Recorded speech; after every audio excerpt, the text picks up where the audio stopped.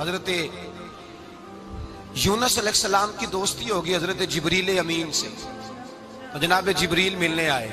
حضرت یونس علیہ السلام فرمانے لگے جبریل میرا دل کرتا ہے مجھے اس بندے کی ملاقات کرا جو اللہ کا سب سے زیادہ عبادت گزار بندہ ہے۔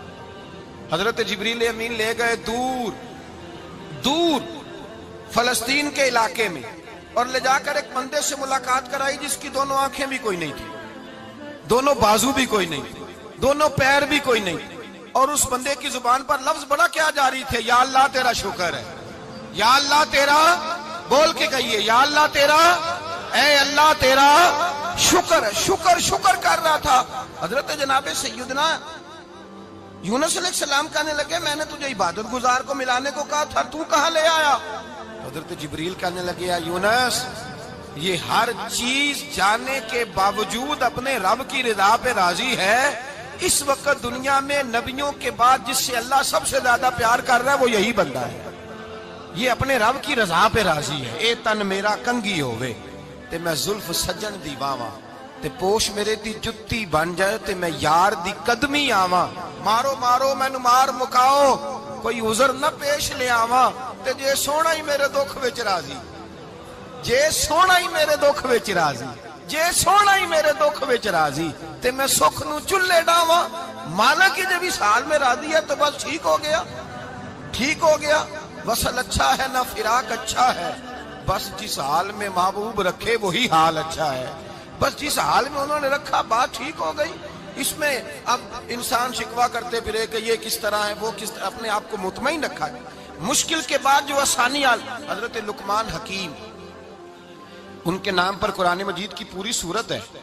حضرت لقمان حکیم علیہ رحمہ آپ اپنے بیٹے کو نصیحت کر رہے تھے، کہنے لگے بیٹا کو مشکل آئے تو گھبرانا نہیں، کوئی مشکل آئے تو کرے بیٹوں کو سمجھ آ جائے کہ مشکل آئے تو، سمجھ آ رہی ہے بات کی، مشکل آئے تو۔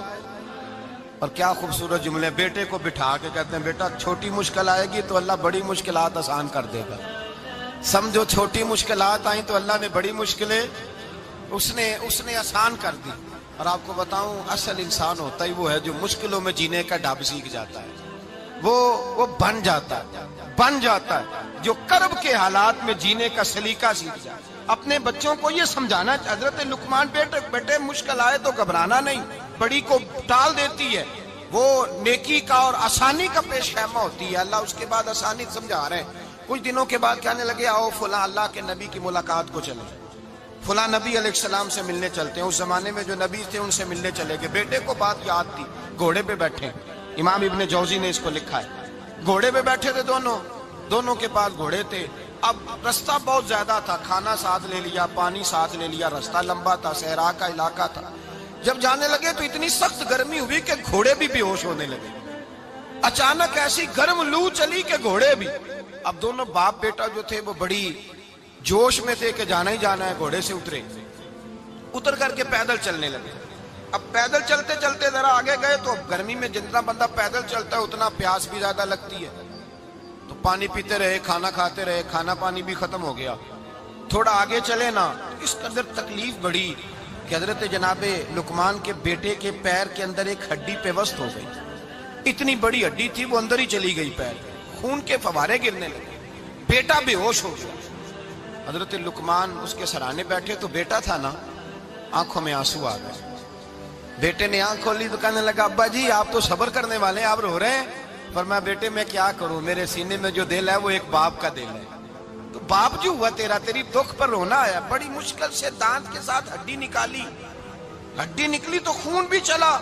صاحب زیادہ کہنے لگا حضور آپ نے تو کہا تھا ہر مشکل کے بعد آسانی ہوتی ہے، اور چھوٹی مشکل دے کے اللہ بڑی سے بچا لیتا ہے، تو ہم تو اچھے کام چلے تھے، مشکل پہ مشکل، مشکل پہ مشکل، یہ کیا ہے؟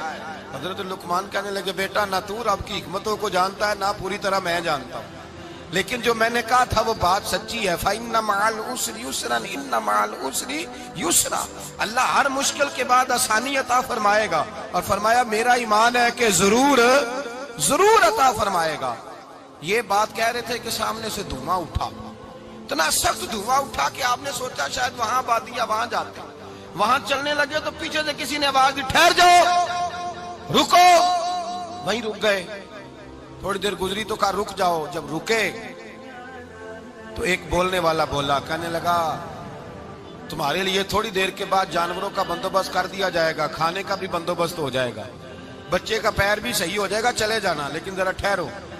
हजरत लुकमान कहने लगे बोलने वाले तू कौन है? तो कहने लगे मैं अल्लाह का फरिश्ता हूं, मैं अल्लाह का फरिश्ता हूं। कहा अल्लाह के फरिश्ते और ये सारा कुछ क्या है? तो फरिश्ता कहने लगा असल बात यह है कि सामने बस्ती पर मुझे अजाब नाज़िल करने का हुक्म मिला था, आप बड़ी तेजी से आ रहे थे, मैंने रब से दुआ की कि अल्लाह इस बाप बेटे की गलती कोई नहीं, मेहरबानी फरमा। रब ने पहले आपको सहरा में उलझाया, फिर मेरी दुआ की बरकत से आपके घोड़े ठहर गए, फिर मेरी दुआ की बरकत से आपका पानी खत्म हुआ, फिर मेरी दुआ की बरकत से आपके बेटे को जख्म आया, फिर मेरी दुआ की बरकत से सामने से धुआं उठा।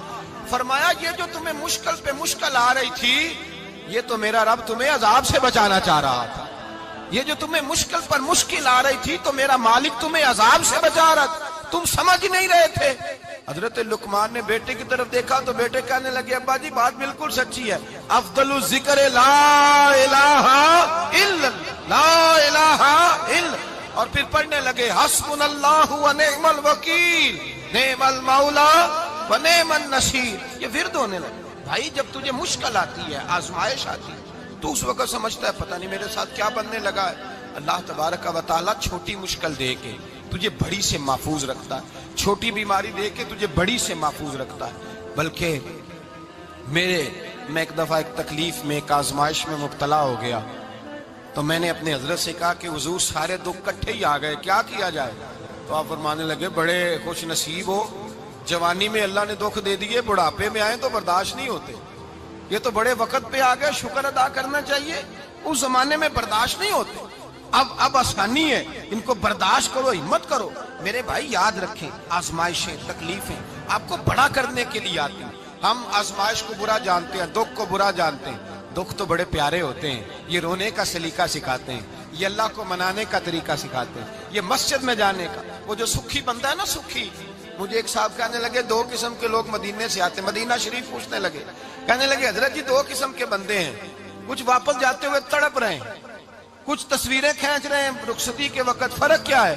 तो मैंने कहा वो जो तस्वीरें खींच रहा है वो अमीर आदमी है, उसे पता है कि मैं फिर टिकट ले लूंगा, महीने के बाद फिर आ जाऊंगा, और ये मदीना छोड़ते हुए तड़प रहा है, ये कोई गरीब है, ये कह रहा है पता नहीं दोबारा मौका मिले कि ना मिले, ये दुखी है, ये आजमाइश में दुखी। सुखी बंदा तो मक्के जाके नहीं रोता, वहां भी खड़ा है, डट के खड़ा, दुखी कोई नहीं तो रोए कैसे, रोए कैसे?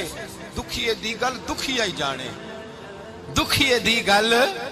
ओ क्या खूबसूरत लफ्ज है मियां साहब की, और लफ्जों में हुसन देखे, कहने लगे दुखिए दी गल ये दुखिया ही जाने, ते सुखिए नू की खबरां, ते यार जिन्हां दे मौत ने मारे रोंदे नहीं तक कबरां।